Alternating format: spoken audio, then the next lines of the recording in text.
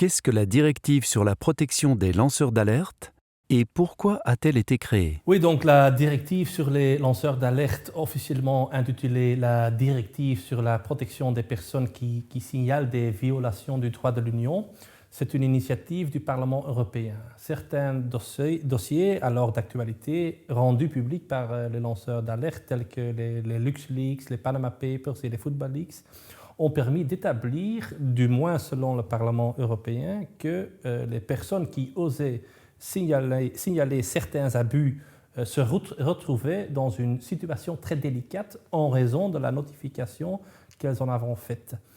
Elles pouvaient, par exemple, être poursuivies pour infraction au secret professionnel ou pour le hacking, le piratage informatique.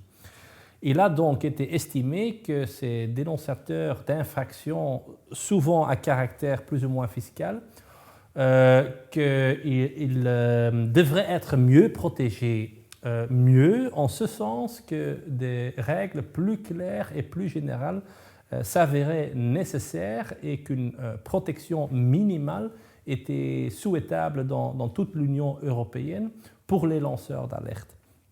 Ces derniers étaient déjà protégés dans certains pays comme la France, les Pays-Bas ou les pays scandinaves, mais dans de nombreux autres pays, comme la Belgique, cette protection faisait toutefois encore défaut, du moins dans le secteur privé. La principale ambition de la directive sur les lanceurs d'alerte est donc de uniformiser et de généraliser les mécanismes de protection existants afin qu'un socle minimal soit garanti dans toute l'Union européenne. Du fait que l'Union européenne est juridiquement responsable des affaires économiques et du bon fonctionnement du marché intérieur, l'instauration de cette directive sur les lanceurs d'alerte s'inscrit dans le cadre d'une étude réalisée il y a quelques années. Celle-ci a évalué la perte lors d'appels d'offres publiques précisément en raison de l'absence de protection pour les lanceurs d'alerte. Et cette perte s'est avérée être de plusieurs milliards. Si l'on se place sur le plan juridique, la directive sur les lanceurs d'alerte a donc avant tout été introduite pour des raisons économiques. L'absence de protection adéquate et générale des lanceurs d'alerte au sein de l'Union européenne nous coûte très cher. S'il est manifeste que cet aspect économique a joué et joue toujours un rôle formel dans l'approbation de la directive, des considérations éthiques ont également joué et jouent toujours un rôle. Nous évoluons de plus en plus d'une société qui tolérait les pratiques d'arrière-boutique, je m'exprime peut-être un peu trop fort, vers une société qui considère la transparence comme essentielle. Et pas seulement la transparence, mais aussi la durabilité. Autant de questions que les jeunes, pensant aux grévistes du climat, trouvent plus important qu'il y a 10 ans. Je pense que nous pouvons donc également envisager la directive sur les lanceurs d'alerte dans ce contexte particulier, c'est-à-dire une étape logique dans l'évolution de notre société. Si les lanceurs d'alerte ou les dénonciateurs étaient autrefois considérés comme des mouchards, ils sont désormais perçus comme des citoyens courageux qui s'expriment sans devoir craindre une sanction. Tant l'aspect éthique que les changements dans la façon dont notre société perçoit ce phénomène expliquent pourquoi la directive sur les lanceurs d'alerte a été votée, mais aussi pourquoi les organisations qui veulent se parer pour le futur ont un intérêt à y souscrire activement en matière de dénonciation, mais aussi de manière générale en matière de culture de la transparence et de l'ouverture, si ces organisations veulent éviter de devenir peu ou moins attrayantes pour les collaborateurs de demain.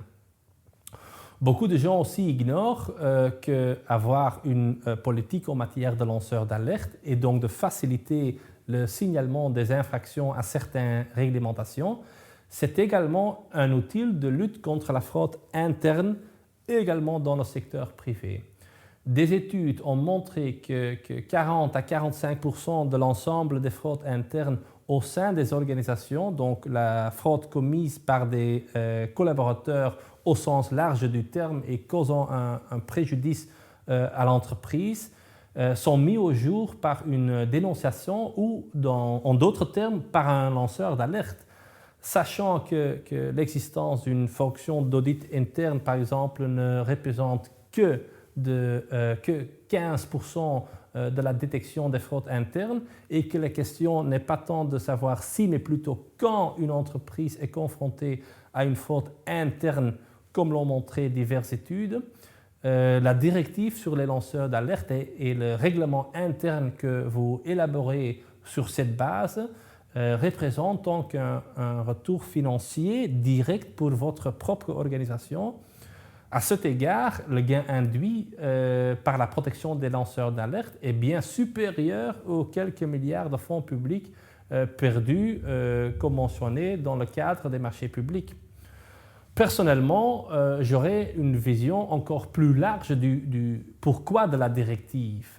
J'ai moi-même évolué dans ce domaine ces dernières années et j'ai progressivement aussi réalisé que le fait d'avoir une politique en la matière, par exemple via ce plateforme de notification, ça peut contribuer à une gestion efficace de votre entreprise. Donc, disposer d'une politique pour les lanceurs d'alerte et la mettre concrètement en œuvre sans se contenter d'une mise en place rapide pour assurer la conformité juridique, ça garantit à un dirigeant qu'il sait ce qui se passe ou non dans son entreprise.